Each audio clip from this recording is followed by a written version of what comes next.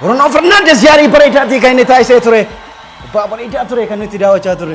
Gareen Arsenaal harki caalaan isaanii dirree sanatti kan isaan taphatanii jiranii. Lama taatanii baddanii.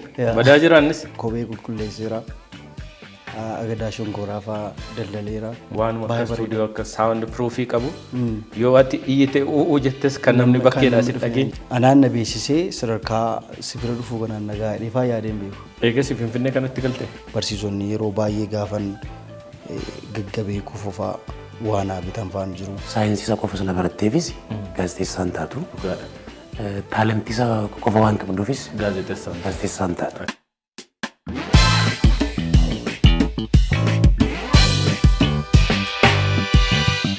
Egaan kabajamtoota daawwattoota keenya keessummaan kiyya jalqabaa dargaggeessa baay'ee qaxalee fi dandeettii addaa qabu well talented warri faranjii keessummaa ajaa'ibaa tokkoon qabadhee isiniif dhiyaadhee jira. Mucaan ajaa'ibaa qaxaleen kun Faayisaa Biifida jedhama. Egaan daawwattoota keenya Faayisaan gama TikTokii fi miidiyaalee hawaasaa kaaniini football commentary yookiin immoo xiinxala akkasumas dhimma kubbaa miilaa adda addaa dubbachuudhaan namoota addunyaarra jiran kan Premier League keessatti kommentaatoroota jajjaboo olaanaa warreen akka Peter Drury fa'aa akkeessuudhaa fi hedduu jaalatamuu fi beekamu. Faayisaan eenyu laata? Hojiileen isaa maali? Akkasumas immoo Faayisaadhaaf sarpiraayizii guddaa tokko keessummaa ajaa'ibsiisaa kan biraa qabadhee fi dhiyaadheen jira. Hanga xumura qophii keenyatti nu waliin ta'a.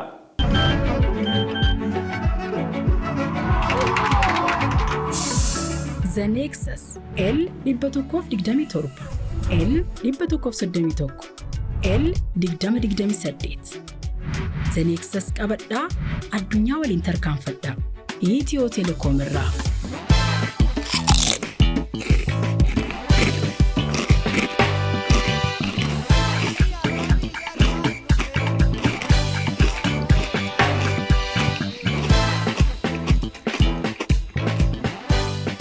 Faayisaa Biifida bagana gaadha. Bagana gaadha. Cheers.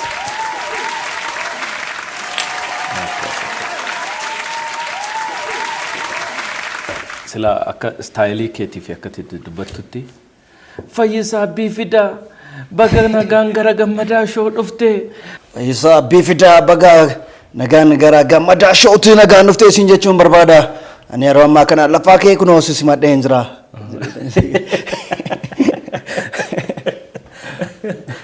Sagalee nama biraatu si keessa jira isin moo sagaleen kanuma keeti? Sagaleen kanuma kooti. Garuu sagalee ijaarameedha natti fakkaata. Faayisaa Biifida jechuun maal jechuudha? Maqaa kana jaalladhee mana akkas godhee kalarii ofii laachuudhaaf jedheetan Biifidaa godheen. Faayisaa Biifida bii maqaa normaaliidha. Birhaanuu bakka buutii. Okay, maqaan abbaa kee Birhaanuudha? Faayisaa Biifidaa eessatti dhalatee guddate? Faayisaan Biifidaa kuni godina Qellem Wallaggaa aanaa Yamaalagii Walal ittidha magaalaa Tajjoottidha kan inni dhalate. Achumatti hanga kutaa afuriitti barate. Kutaa afur booddee magaalaa Dambidollootti galee magaalaa Dambidollootti guddate.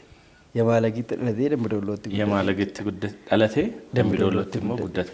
Kanaaf mucaa Dambidollootii jechaadha. Hin danda'amu. Akkas yoo jedhame hin danda'amu. Barnoota fa'aa achumatti barattee Dambidollootti? Kutaa afurii kaasee kutaa afur booddee barnoota jiran amma 12 achitti xumureeni.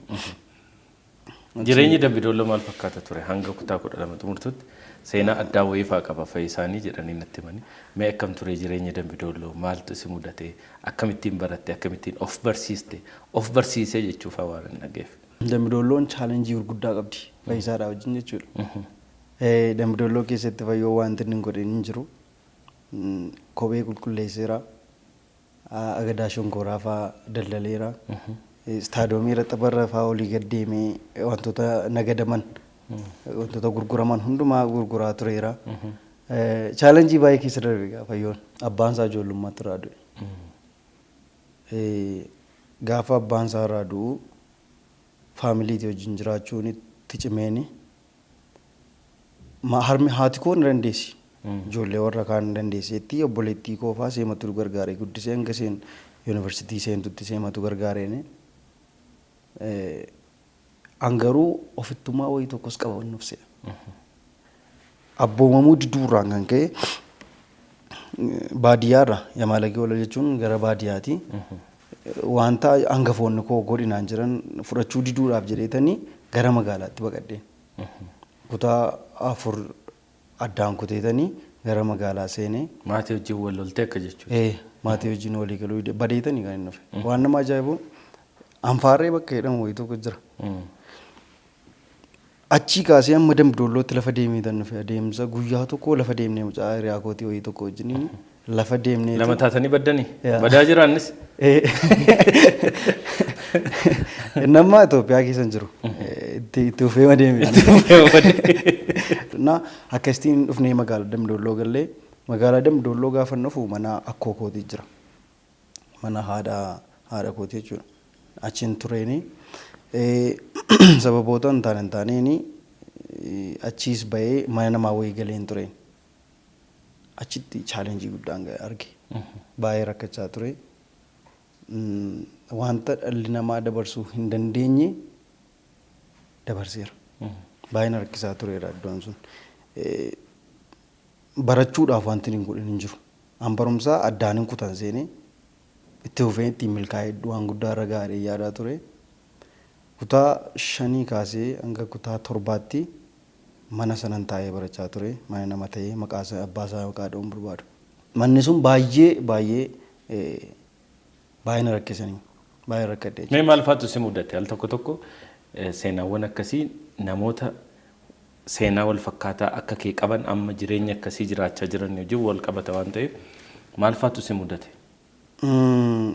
Ijoollee qabu. Ijoollee isaan qaban hin baratu. Nafaanuma baratu.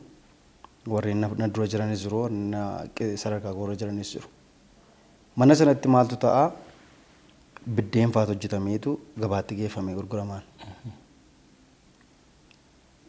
Wanta gabaatti geeffamu sana biddeen ija 70 ol adeemsa irraan olee qabu baatee kan gabaatti geessu bakka irra raabsamee gurguramutti kan geessu anaadha.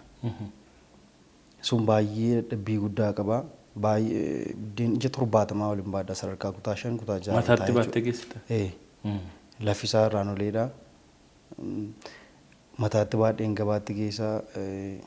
Gaafa immoo achi mucaa wayii tokkotu immoo mucaan sadarkaa koorra jirtu wayii tokko jira seetu raabsa biddeenicha gabaarra. Gaafa seen galgala xumurtu immoo see barbaachan ba'a. Gannan jiru bonan jiru yeroo hundumaa natu barbaadaani. Achi keessatti gaa anamma saatii ammaa kana yeroo ammaa kana namni gara qoonqootiin itti dhufeennaan hin jaalladhu. Waliin galu. Even faamilii obbolaa koo yoo ta'e jechuudha. Waliin galu. Maaltu ture? Wanti ijoolleen maatii sana keessaa fayyadamanii fi wanti nuyi fayyadamnu garaagara. Nyaanni jechuudha. Nyaata garaagaraa isin hojjetu? Isaan isaa gabaatti gurguramu irraa fayyadamu ijoolleen.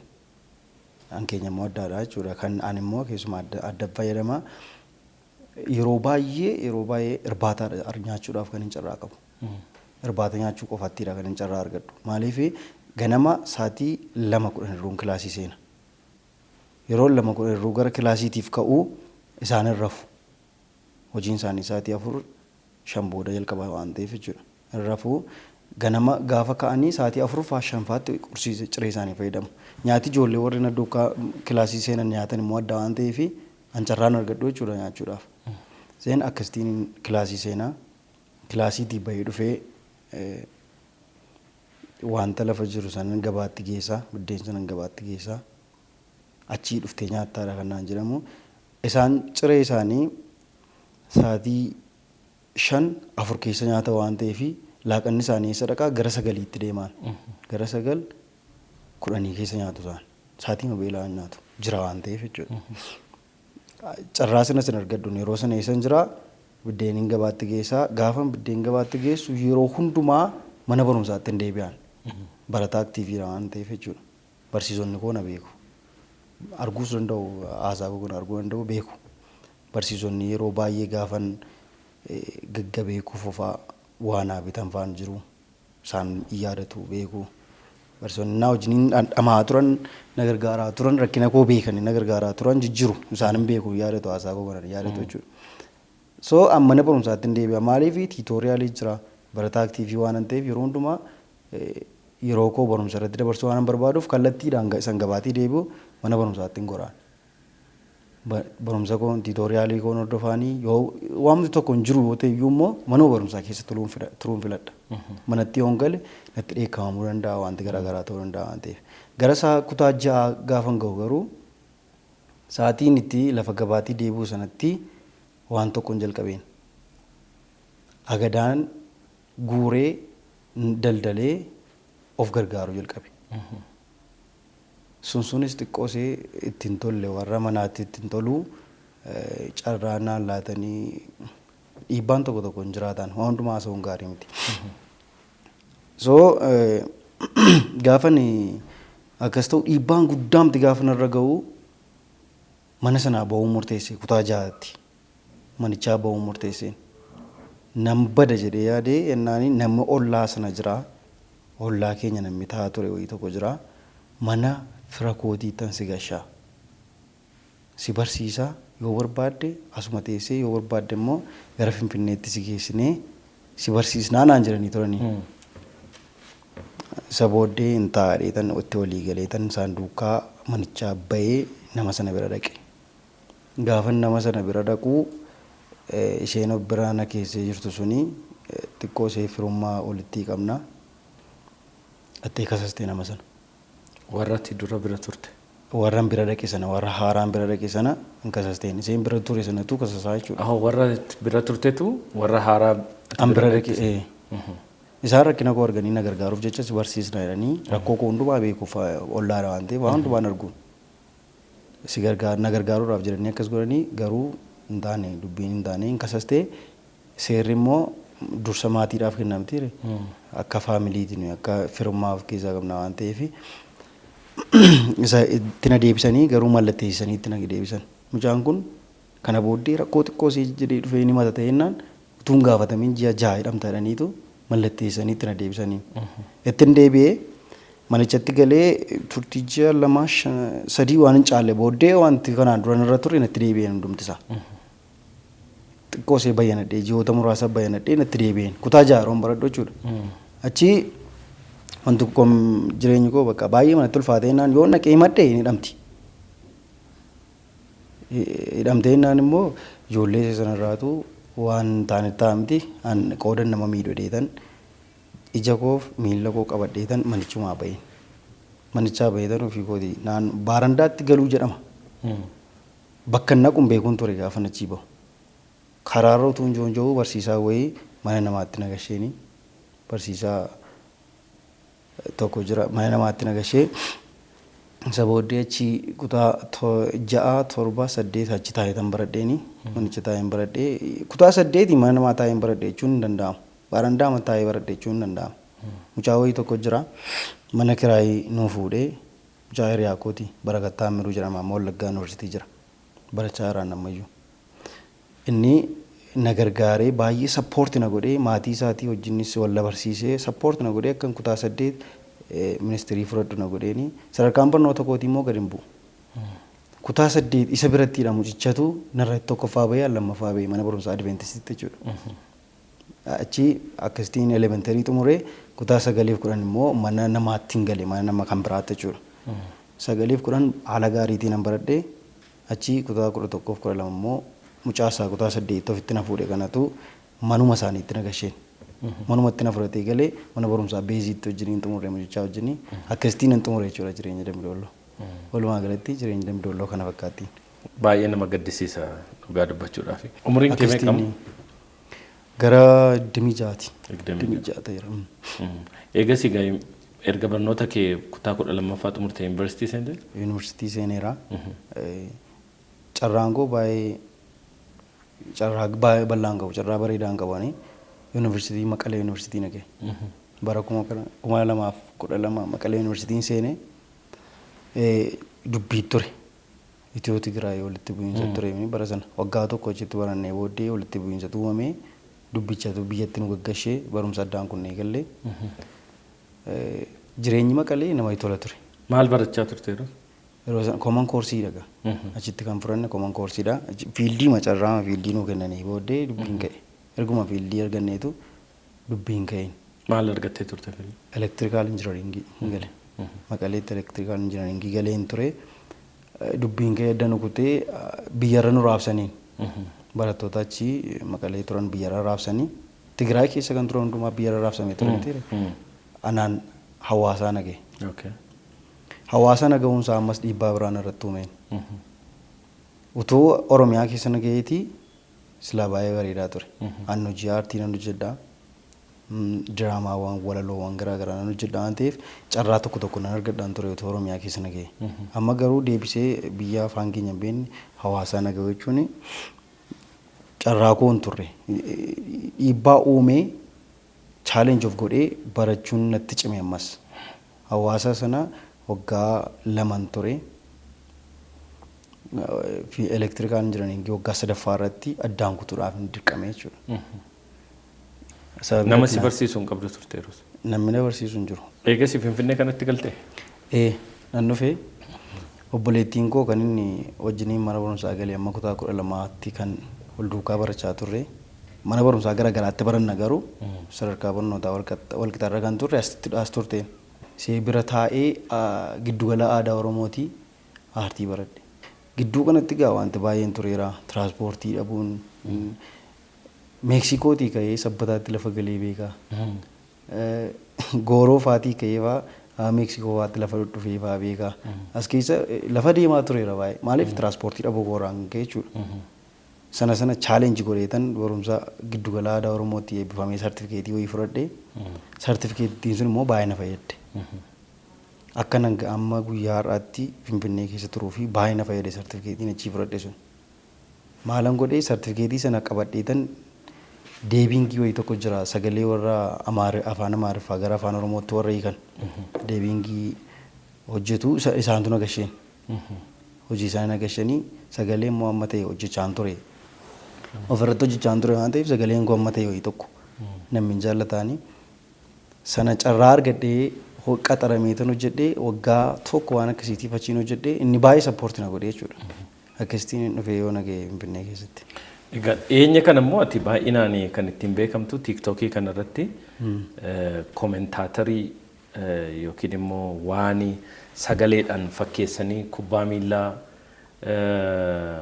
akka koomentaatoroota biyya Piriimeer Liigii keessa jiran Ingiliiz keessa jiran kana fakkeessite. Namoonni gaafa dubbatanii numa gurbaan kun maybe Peter Drury akkeessaa laataa fa'aa jedhu. Akkamittiin jalqabde gara hojii isa kanatti aartii baratteetta aartiin keessa kee jira sagaleedhaan waan akkasii kana hojjechuu tiiktookii irratti akkamittiin eegalte? Akkaataan itti wanta kana jalqabee seenaan isaa fagoodha. Yeroon xinnoo ture obboleessi koo na fuudhee DSTV dhaqa ture. Achi DSTVdha sagalee Peter Drury kana dhageen guyyaa gaafa jalqabaan naqu jechuudha. Tapha Jarmanii fi Arjentiinaan geeba addunyaa waliin taphatan irratti seeneen DSTV kan ijaarradhu seedha. Achirraanii sagalee kana dhaggeeffadhee natti tolee geeba addunyaati. Wantichi baay'ee motiveeshinii qaba. Baay'ee namni hundumtuu dammaqee DSTV guutanii ijoolleen hundumtuu dammaqee hordofee taphicha. Achirratti Peter Drury kana egaa sagalee isaatiin kan inni koomentaatarii hojjete yeroo gaafa sana DSTV irraa sagalee Peter Drury darbee ture taphattoota yeroo inni waamu gaafa gooliin galu akkaataa inni itti seenessu wanti inni dubbatu hundumtuu sammuu keessatti naafe. Akkas jechuun bara sana naannoo kutaa 4 kutaa 3 waan akkasiin baradhaa jechuudha. An xinnoodha baay'ee xinnoodha yeroo sana. Bara meeqaadha? 2014 waan akkasii ta'a wayiiti. Akka faranjootaatti jechuudha. Waggaa baay'ee dura. Naa achii ka'eetanii qabachaa dhufeen. Sammuu keessatti seera. Sammuu keessatti naafee wanti inni jedhu. Meesii fa'aa kana maqaa. Mee maal fa'a akkamitti yeroo inni jedhu fa'a dhageessa yeroo sana yaadatta? Sirriitti yaadadha. Messi, Karim Benzema, Mascherano. Kristiiniidha kan inni waamu maqaa yeroo taphattoonni kubbaa qaqqabatanii kittii waama. Gaafa gooliin garuu immoo daqiiqaan dhumee daqiiqaa dabalataa keessatti daqiiqaan dabalataa dhumuudhaaf peenaalitii bira ga'uudhaaf seettitu Maariyoo Goozeen goolii gashe. Mario Gozeri maraate na jechi. Maraate. DSTV hundumtuu ni je Jarmanii akka jaachuudha kan isaan barbaadan namni hundumtuu akka Jarmanii nyaata barbaada. Mario Gozen goolii gashee inni je miti gaadam jechi. Peter Drury kuni baay'ee waa'ee Mario Gozen gilfaan haasaa na qabatamne. waan baay'aasee akkaataan itti haasa'ugaa Maariyo Gozeeri waan baay'ee haasaa qatta godhee dhaaba. Sagalee waca uummataatu immoo jala yaa'a. Gidduu itti deebi'ee immoo seenaa tokko tokko dubbata. Qatta godhee dhaaba. Sagalee waca uummataa achi jiru jala yaa'a. Kiristiini gaafa inni gaappii godhee haasa'u baay'ina toleenaan achumaa kaaseen qabadhee deemuu jalqabe. Yeroo mana barumsaa dhannu mana barumsaa gaafa naqu maqaa ijoollee mana naannoo koo jiranii dhadhaa callisee. Tolasaa jetta. Yoosef. Abenezer jedha callisee utuun akkas jedhu yoo gaaban blackboard ergu blackboard jedha utuun akkasiin jejjedhuutu wantichi sammuu keessatti naafee ergin dhufee guddadhee booddee tapha ergin of sirriitti gibbii mooraa seenee tan tapha sirriitti ilaaluu jalqabe ergi yuunivarsiitii seenee booddeen tapha sirriitti ilaaluu jalqabe deebi'ee carraa argadhee jechuudha ergasii booddee isan durii sanatu natti yaadatamaan sabbara sanaan natti yaadatamaanii maafa wanta kana yaalu waan jedhamu yaadaa ture bilbilan qabu waan baay'eetu na daangessaa akka itti hojjedhu dhabeetan dhufee yoo nagaheen bara 2015 or 16 wayii jalqabeen ture bilbila mucaa wayii tokko harkaa fuudheetanii bilbila namaatiin jechuudha jalqabeen tureen viidiyoo 3 or 4 waan hin caalle wayiin jalqabeeni namni baay'ee naa jaallate garuu yeroo hundumaa dhaqee mucaa sana bilbila kadhachuutu na toluu ideen. Bilbila ittiin of waraabdu. Bilbila ittiin of waraabdu sana yeroo hundumaa dhaqee kadhachuun na toluu ideen naani isa dakkuteetan aartii koo kana barumsa kana itti fufee achi barana gaajjaa furoo shaan hin caalu kan inni itti deebi'e.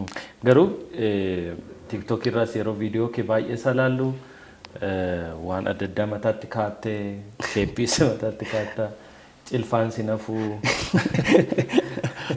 Calaltuun shaayee si nafuu waan mana keessa jiru kan hundumaa qaqqabattee teesse meessi jetta akkuma sagalichallee anaaf naa galuyyuu akkatti jedhanii garuu hankee sagalee addaatiin namni baay'een eegasi vaayiraal ba'a yookiin immoo namoonni hedduun salphaatti akkas nama bira geessu si taasisaa jira TikTokiin. Yaa sirriidha. So TikTokiin waan daandii wayii si banee waan karaa ati yaanne wayii tokko sitti agarsiise sitti fakkaata. Sirriitti. TikTokiin carraa guddaa naaf uumeera. Ani qoosaadhaaf hin jalqabe. Aartii baradheera gaafan jedhu amma kanatti miti. Amma ta'e wayii tokko karaa si argeera. Aaktiingii hojjechuudhaaf hin wanta sana hojjedhe. Qoosaadhaaf hin hojjedhe. Na fayyadaadhaaf otoo hin taane qoosaadhaaf faniidhaaf TikTokii maalan hojjedha jedhanii yaadeetan kontentiin kun tarii na baasaa laata yookaan tarii namni akka inni itti gammaduun godhaa laata waan jedhamuudhaan inni jalqabe malee anaan na beeksisee sadarkaa sibira dhufuu kanaan nagaa dheefaa yaadeen beeku. Garuu carraa gurguddaa baay'ee naaf uumeenii namoonni garaagaraa kilaboonni garaagaraa illee waamanii hojii isaa jiru. Wallaggaa FCC kan jedhamu wayii tokko faan Amboo irratti na waamanii hojiisaniiru. Hojii akkamisii hojjechiisa? Akkatti koomentaatarii taatee dirree irratti teessee hojjetta akkuma warruma faranjii kanatti. Yeroo darbe immoo viidiyoo kee kan TikTokii ani arge tokkorra Dambidolloo FCC warra biyya kee waan ta'e hin iyyite garuu yeroo Dambidolloon ta'u. Mee viidiyoo sana nu yaadachiise akkam jette mee gaafa sana? Dambidolloo waaqtolaa fa'a. Tapha kubbaa miilaa Areekaa fi Dambidolloo gidduutti gaggeeffamaa jiru liigii tokkoffaa Itoophiyaa alaabaa International Stadium irratti gaggeeffamaa jiru daawwachuu irratti argamna. Kabajamtoota hordoftoota keenya Dambidolloo Geetuu Seefuu kubbaa qabatee gara fuulduraa fiigaa jira. Geetuu Seefuu kubbaan yaaloo jalaa deebisaniiti kan jira Waaqtolaa Dambii galchee jabaalaa koosise.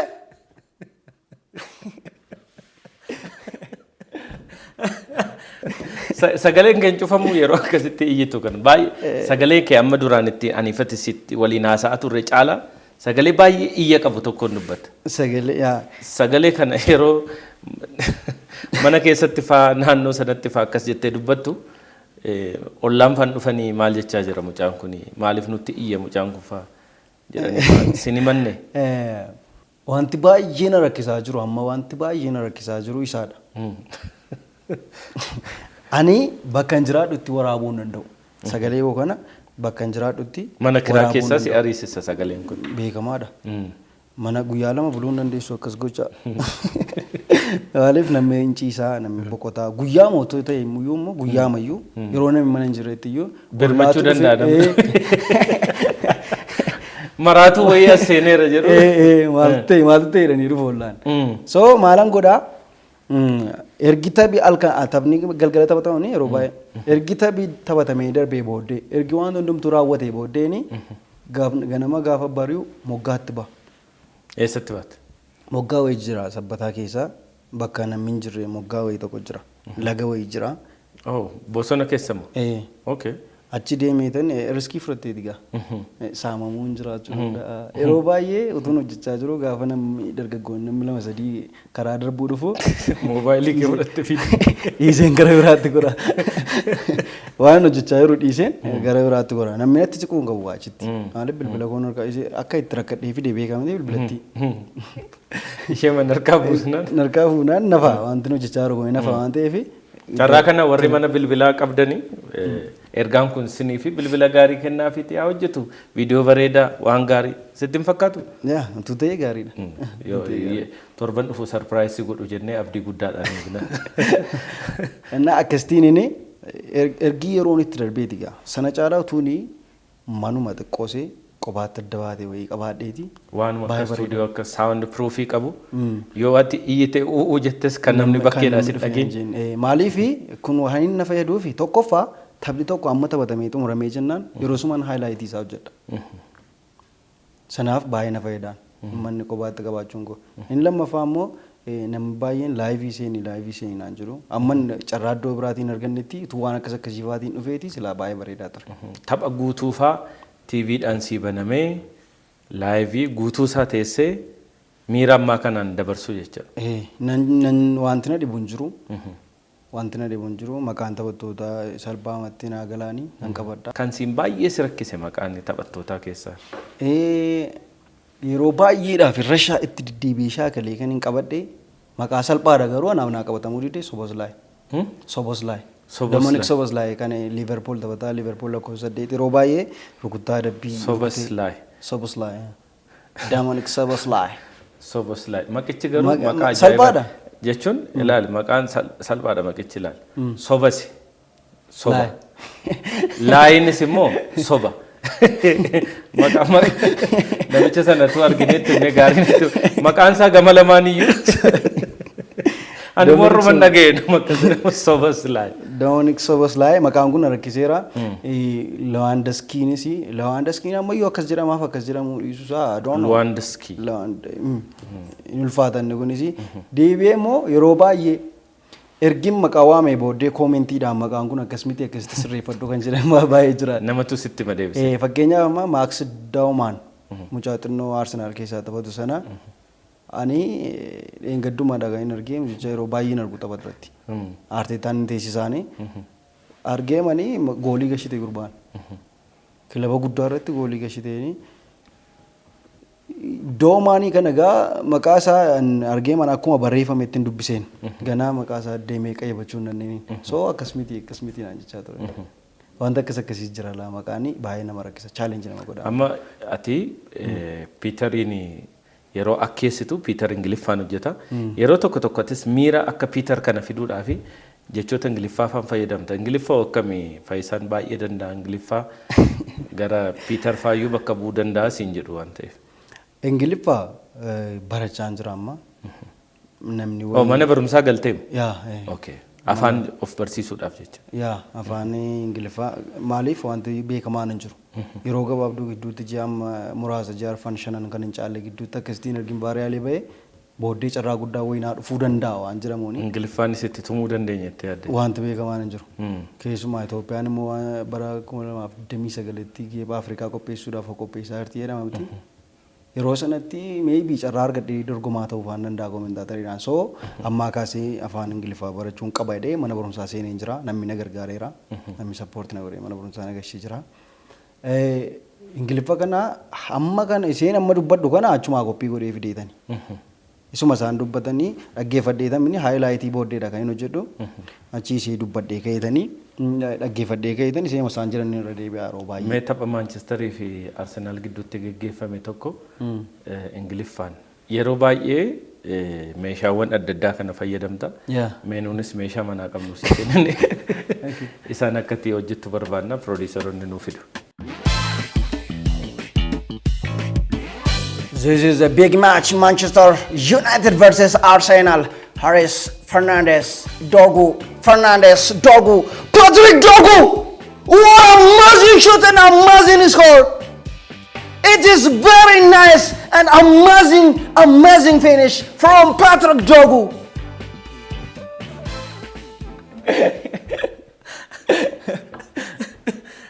Indeggertaa kubbaa Kubbaan hin deggiramu. maaliif? Ana man deggiru. Ati hin deggertu? Kilaba hin deggiru hin qabu. Deggera kilaba kamiyyuu miti. Egaa Gama hojiin gama miidiyaa hawaasaatiin baay'inaan hojjettu hojii gama miidiyaa warra gurguddaatiin hojjettu kanaan yoon utubamu ta'e gara addunyaa professionii kanatti yoon galamu ta'e hojiiwwan miidiyaa hawaasaa kun itti fufiinsi isaanii baay'ee amansiisaa miti. Gara fuulduraatti carraa miidiyaa irratti hojjechuu, miidiyaa gurguddaa irratti baatee hojii kommentaatorummaa kan irratti hojjechuu fi guddachuu irratti yaada akkamii qabda? Carraa kana yoon argadhe baay'inni tola. Garuu sana gochuudhaaf tarkaanfiin tarkaanfachaa jiru baay'ee guddaa miti. Miidiyaa wayii deemtee dorgomuudhaaf sartifaayi ta'uu qabdaa miti. Har'aa dookimentii wayii fudhachuudhaaf barattee xumurtee dookimentii fudhachuudhaaf maallaqas gaafata. Jiraachuudhumaaf immoo chaalenjii nuyi argaa jirru waan beekamaadha. Biyya kana keessatti laayiviin akkam akka ta'aa jiru, jireenya akkamitti akka ulfaachaa jiru. Mana kiraa kaffalachuudhaaf jecha muka abbaalaatti bu'aa jiraanna. Isa sana fiduudhaaf immoo xiqqoo seen ulfaata. Garuu kallattii man beekamne wayitiin carraa wayinaa kennamee utuun sartifaayee ta'ee miidiyaa guddaa keessa galee hojjedheetii baay'inni tola. Gahumsa koo dandeettii koo kanas gama sanaa utuun guddifadheetii baay'ee hawwii kooti. Egaa nutis akka miidiyaa keenyaatti taalentiin kee kun ati dandeettii addaati kan qabdu, dandeettii uumamaa akkasumas dandeettii ofirratti hojjettee gama kanatti of gahoomsitee jirta amma muraasa. Of course certificatein universityidhaa kennamu, kolleejiidhaa kennamu immoo murteessaadha hojii tokko qacaramanii hojjechuudhaaf. Garuu namoonni taalentiitti amananis jiru. Taalent yookiin dandeettii addaati qabdu kanattis maal gochuu dandeenya Fayyisaan akkamitti hojjechuu danda'a jennee gaazexeessaa hangafaa fi gaazexeessaa ispoortii beekamaa waamnee jirra stuudiyoo keenyatti. Siif sarpiraayiziidha. Kabajamtoota daawwattoota keenya gaazexeessaa ispoortii waggaa dheeraadhaaf hojii gaazexeessummaa ispoortii kana keessa turee fi akkasumas gama kubbaa miilaatiin hedduun keessan beektanii fi jaallatan gama stuudiyoo gammadaa shootti affeerree Fayyisaa wajjiniin akkamitti waliin hojjechuu danda'u laata isa jedhuu fi sarpiraayizii inni kennuu fi danda'us immoo waliin hubanna jennee waamneerra haamilee ho'aadhaan illaamuu gara waltajjii keenya gammadaa shootti nuuf affeera. Welcome. Akkam. Yekka. Nagumaan. Jabaadha. No. Mooratta. Illaamu baga nagaan dhuftee? Baga nagaan nu eegdan. Walitti deebinee jirra. Daawwattoonni keenya si yaadatu Illaamuu wajjin waggaa 2 dura sagantaa gammadaa shoo irratti keessummaa keenya turte. Har'as deebitee waan dhufteef gammachuu guddaa qabna. Baga nagaan dhufte. Baga nagaan nu eegdan isinis waan Dirree gammadaa shootti baga nagaan dhufte. Dirree ispoortiidha. Dirreen gammadaas kun haalaan nasiiteedha. Dirree gammadaan kun isa bal'aadha. Ati isa dhiphaa beekta turte stuudiyoo keenya haaromsinee fooyyessinee. Baay'ee bareeda. Xiqqoo bareechinee si eegne kan duraa san irraa jechuudha. Dhawaatumaan guddachaa deemu teelee bal'ifachaa. Akkas. Ammallee abbaa biyyaa ta'a. Akkas galatoome. Hojiin akkam? Hojiin dansa. Dirreen ispoortii akkam maalitti jirtu? Dirreen ispoortii bareedatti jira. Kan sagantaan koomentirii akkuma jirutti ta'e garuu akka yaadatti kan yeroo dheeraas kan appilikeeshiniidhaanis onlaayin reediyoos kan yaalaa turee fi akka filannootti at least namoota carraa kana fayyadamuu danda'aniitiif karaa sanaatiin bira ga'uudha. Amma immoo karaa teelee hojiitiin kan hojjetaatiin jirru namni smaartifoonii hin qabnes salphaatti akka reediyoo keenya caqasuu danda'u. Nutis immoo torbeetti guyyaa tokko osoo hin taane sa'aatii 24 guutuu taphoota kubbaa miilaa jiranis tamsaasu akkasumas tookshow marii ispoortii sagantaawwan garaagaraa babal'istanii hojjechuu. Bal'isnee sana qabannee dhufuudhaaf qophiitti jirra. Baay'ee kun oduu baay'ee gammachiisaadha. Fayyisaa kana beektaa laata? Fayyisaa kana qoobii isaati irraa fi malee. Gaafa qoobiidhaan hin jirre nama biraa fakkaata.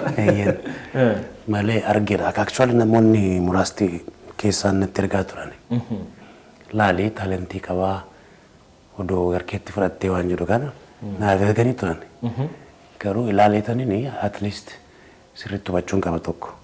Lammata immoo ammatti sagantaa jiru irratti ijoolleen gahaan hojjetaatiin jiru. Humna dabalataa ofitti fudhachuudhaaf yeroon isaa amma miti qabadhe. Garuu immoo piroojeektiin amma qabadhe jiru gara xumuraatti jira teeleefaana. So inni akkuma xumurameettiin already namoota dabalataa fudhachuun kun ol waan ta'eef achirratti gaalaalee tariitii akkuma achirraa burraaqu kanatti dirree ispoortii irratti dhufee burraaqe anis ittaan gammada. Dhaggeeffataanis hordoftoonnis itti gammadu. Inni guddaan maalidha? Wanti inni dinqisiifadhu qabu namni carraa jiru fayyadamu jechuun akkuma kanaati. Nuti daa'ima taanee dhaggeeffachaa guddanne carraan sooshaal miidiyaan jiru. Karaan itti of agarsiistu hin jiru. Kanaaf dirqama amma yuunivarsiitii dhaqxee joornaalizimii barattee isayyuu carraa argattee qacaramtee of agarsiisuu danda'utti namni si amanee sitti kennu hin jiru. An fakkeenyaatiif odoon hin xumurin ta'anii kan proposaalaa galchee OBN irratti. Yaa na yaadadha gaaffiif deebii keenya kanaan duraatiin otoo yuunivarsiitiin xumuriin proposaala fudhatee gara OBN dhaqee na qaxaraa jedhee ture. Opportunitiin isaan turre. Maaliif yookaan xumurtii sartifikeetii fiduu qabda. Kan achitti keessummeessuu rakkisaa ture. Samboodha gara sanatti kan deemame egaa amma carraan inni fayyadamaa jiru sooshaal miidiyaan jira achirratti of agarsiisa taalentii isaa jechaadha. Ogummaa gaazexeessummaa kana keessatti egaa at least BS Mastersii sanumaatiin hojjedhe waan ta'eef maal jechuu fi barumsa profeshinii isaa maal akka ta'e baradhee argeera. Lammata immoo hojjedhees argeera. Ijoolleen afaan ogummaa sanaatiin eebbifaman miidiyaarra kan jiran muraasa. Harki caallaan isaanii hin jiran. Maal jechuudha? Saayinsii isaa qofa sila baratteefis gaazexeessaan taatu. Taalentii isaa qofa waan qabduufis gaazexeessaan taatu. Lamaan isaa wal simuu qaba. Inni guddaan taalentii sana qabaatanii carraaqqii mataatiin of ga'umsanii jennaan gara profeshinii sanatti immoo dhufuudhaaf leenjii argachuun barbaachisaadha. Fakkeenyaaf amma Fayyisaan taalentii isaa qabaa agarsiiseera. Nama baay'ee hawwateera. So leenjiin isaaf kennamu profeshiniitiin praaktikaaliis akkasumas immoo barreeffamaanis waan dubbifamee qayyabatu kana yoo argate gara profeshinii isaa dhufee gaazexeessaa cimaa koomentaatara cimaa ta'uu akka danda'u abdiin qaba. Kanaaf carraa kanaatiin yoo isaafis mijataa ta'e istuudiyoon kan kiyyaas asuma Finfinneedha. Kanaaf leenjii kennamuufitti qophaa'ee yoo ta'e isa dabalatee amma humna bal'ifachuuf deeman waan ta'eef namoota dhufan faana leenjii fudhatee ga'umsa isaa sirriitti agarsiisee nus amansiisee gara hojiitti nu faana itti fuudhaaf carraan kennaaf jechuu kooti. Waaw! Fayyisaanii kunoo isa yaadaa ture sanatti itti bahee akka jechuuti. Maaltu sitti dhaga'ame Fayyisa? Waan hin jedhu hin qabu. Dhugaa dubbachuuf waan hin jedhu hin qabu. Duwwaa Waaqayyoo galatamu. Carraa kan argachuu kootti baay'ee gammadeera. Inumaayyuu carraa naa kennuu du'aa fi iyyuu hin taane nama miidiyaa irratti beeku, nama sagalee isaanii dhaga'uudhaaf hawwu, nama yeroo hundumaa of fuulduratti ilaalaa deemu wayii tokko qixxee taa'uun iyyuu waan guddaadha. Carraa naa kennan hojii hojjechuu waan miti. Carraa kan argadhee wajjiniin taa'uun kooyyuu anaaf waan guddaadha. Egaa waan hin jedhu hin qabu. Dhugaa dubbiin harkaa badeera waan hin jedhu tokko hin qabu. Asitti maal hin jira wanta godhinaan jedhame hundumaa gochuudhaaf qophii akka hin ta'e duwwaa. Wanta godhinaan jedhame hundumaa gochuudhaaf qophiidha. Wanti hundumtuu naamusa hin gaafatamanii ogummaan dandeettiin faayidaa hin qabu naamusaan alatti akka hin beekutti. So saatiitti namaamanitti saatiitti ajajametti waan jedhame hundumaa akka hin godhu asumaan inni ibsachuu barbaadan. Baay'ee dinqii. Lamaan isaaniirraayyuu waan nun dhageenye waan ajaa'ibsiisaati. Egaa Fayyisaan illaa hojii eegalte jechuun waan to waan coachingii argatte akka jechuuti. Piroofeesara yuunivarsiitii keessa jiru tokko caalaatti nama ogummaa kanarrattis piraaktikaalii keessa ture barnoota isaas qabu hojii irrattis hojjechaa ture waggoota 15 kan muuxannoo waggaa 15 kana elmattaa jechuudha illaamu. Kanaaf kun carraa guddaadha. Nama sirrii nama perfect hojii keetiifis milkaa'ina keefis daandii siisaaquu danda'u argatte akkuma jette inni guddaa fi guddaan immoo abjuu qabaachuudha. Abjuu sanaaf immoo disipiliinii yookiin naamusa barbaachisa. Naamusa ajaja fudhatanii naamusaan hojii ofii keessatti milkaa'uu nama gaafata jechuudha. Illaamu dhugaa dubbachuudhaa fi carraa guddaa kana dhuftee sagantaa keenya irratti mucaa qaxalee kanaaf kennuu danda'uun kee baay'ee nu boonseera nu gammachiiseera. Tarii yoo lama taatanii otoo hojjettanii illaamuun akkam jedhaa illaamuun akka kee kana iyyuu kana baay'ee miti. Iyyin dabarsine. Amma gara gorsaati. Egaa daawwattoonni keenya yoo yaadatu ta'e illaamuun gaazexeessaa ispoortii waggaa dheeraadhaaf hojjechaa ture. Gidduutti balaan xinnoon isa mudatee sababii dhukkubaatiif waggaa tokko oliif sagalee isaa immoo dhabee nama ture. Deebi'ee sagalee isaa argatee bakka durii sanatti deebi'ee sanii olitti iyyuu deebi'ee kunoo piroojektota gurguddoo dhimma ispoortii wajjin wal qabatanii hawaasa keenyaa fi namoota hojjechaa jiran keessaa isadha. Carraa kanaan baga fayyitee sadarkaa kanas geessee piroojektii gurguddaa kanas hojjechuudhaaf baga geessensiin jechuu barbaada. Galatooma. Fayyisa. Arsenaalii fi Maanchistertu taphachaa jira. Mee atis iyya sanaanii waan ta'e dubbadhu gidduutti garuu immoo gaazexeessaan hangafni waan si bira jiruu fi gaafadhu carraa kanaan taphni kun akkami jettee aaktingii sana ilaaluu barbaada. Yeni kabajamtoota hordoftoota keenya tapha Manchester United fi Arsenal gidduutti geggeeffamuuf jechaa jirudha kan nuti daawwachaa jirru. Kabajamtoota hordoftoota keenya Manchester United taphattoota kanneen akka Matthias Cunha fa Bryan Mbeumo fa qabateetti gara dirree kan seenan Casemiro, Bruno Fernandes Maino fa qabachuudhaan gara dirree kan seenan yoo ta'u Manchester United Arsenal immoo taphattoota kanneen akka Bukayo Saka fa Madueke benchirra teessuudhaan jechuudha. Kanneen akka Odegaard Trossard va qabachuudhaan gara dirree seenetti kan jiru. Declan Rice qabatanii gara dirree kan seenan Arsenal gareen Arsenal tapha ajaa'ibaa nutti agarsiisuudhaaf kan isaan jiran yeroo garaa garaatti wal morkachuudhaan olaantummaa isaanii walirratti argisiisaa kan turan gareen Manchester United fi Arsenal seenaa gurguddaatti kan isaan waliin qaban inni jalqabeetti kan jiru. Manchester United humna guddaatiin taphachaa waan jiran fakkaata. Bruno Fernandes gara duubaatti deebisuudhaan Casemiroodhaaf Bruno Fernandes Manchester United keessatti mootora jechuudha. Manchester United taphoota hagammaatti taphataa jiru keessatti keessumattuu bara dorgommii kana keessatti sarara jidduutiin kubbaan qabatanii gara fuulduraatti dhaquudhaan jifataa biraan ga'an galchii walakkaa'aman hedduu isaanii olaalle Bruno Fernandes kan keessa hin jirre xiqqoodha. Kubbaa bareedaa qabataniiti gara fuuldura deemaa jiru. Gidduutti haasaa keessan daankutuudhaaf dhiifamaa nuuf godhaa jecha Bruno Fernandes yaarii bareedaatii kan inni taasisee ture. Kubbaa bareedaa ture kan nuti daawwachaa ture. Gareen Arsenal harki caalaan isaanii dirree sanatti kan isaan taphachaa hin jirani. Keessumattuu taphattoonni Manchester United gara fuulduraatti bahuudhaaf carraaqqiin isaan taasisaa hin jiran baay'ee olaanaa waan ta'eef duubatti deebi'uudhaaf kan isaan dirqamaa hin jiran. Carraan kun carraa bareedaadha fakkaata garee Arsenal Bukayo Saka gara duubatti deebisuudhaan Declan Rice kubbaan gara fuulduraatti yaase Victor Gomes Gyökeres yaarii bareedaa ture garuu kan reegaan Manchester United akka ajaa'ibaatti qabachuu dandeetti kan jiru kubbicha. Gyökeres keessumattuu taphattoota sarara fuulduraa irratti Arsenalitiin utuban keessaati taphataa hangafa irratti maqaan isaa yaamuu danda'udha. Keessumattuu hanqina kanaatiin sarara fuulduraatiin Arsenal yeroo hedduu waancaa kan dhabeet qeeqamaatiin bahe taphataan kun tariitii furmaas ta'uu danda'a bara kanatti. Fernandes, Haris Casemiro, Bryan Mbeumo galchii ajaa'ibaa! Bryan Mbeumo galchii ajaa'ibaa lakkoofsisa Manchester United. What an amazing finish! Ayyan taphataan sarara fuulduraa kun erga Manchester United dhufeeti adeemsuma keessaa kilabichatti madaqee yeroo ammaa kanatti taphattoota galchiiwwan hedduu lakkoofsuudhaan Unitediif gahee guddaa gumaachaa jiran keessaati. Akkaataan isin amma walii galaa jirtan kuni dhugaa dubbachuudhaaf daawwattoonni keenyas walitti dhufeenya keessan lamaan kana akka kanatti tokko akkanatti haala bareedaadhaan tokko iyyee kubbaa miillaa seeraan reediyoodhaan anamma yeroo isaan dubbatan daawwachaan ture naa galaa ture wanti baay'een jechaadha. Kanaaf carraa kanaan walitti dhufeenyi keessanii waan guddaa waan bareedaa uuma jennee yaanna.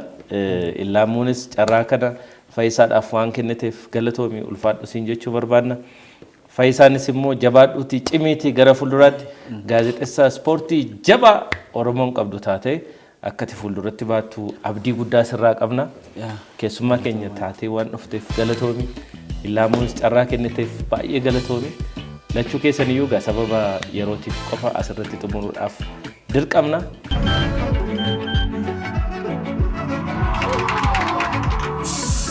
The Nexus L127 L131 L2028 The Nexus qabadhaa addunyaa waliin tarkaanfadhaa.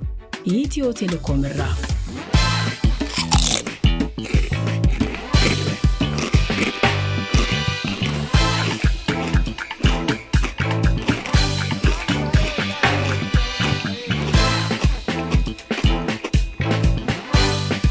Egaane guyyaa har'aa daawwattoota keenya akka Fayyisaa fi Illaamu qophii keenya kan xumuraa kan taasifnu taana. Egaa kabajamtoota daawwattoota keenya hanga xumuraa qophii keenyaatti nu waliin waan turtaniif galatoomaa isiniin jenna.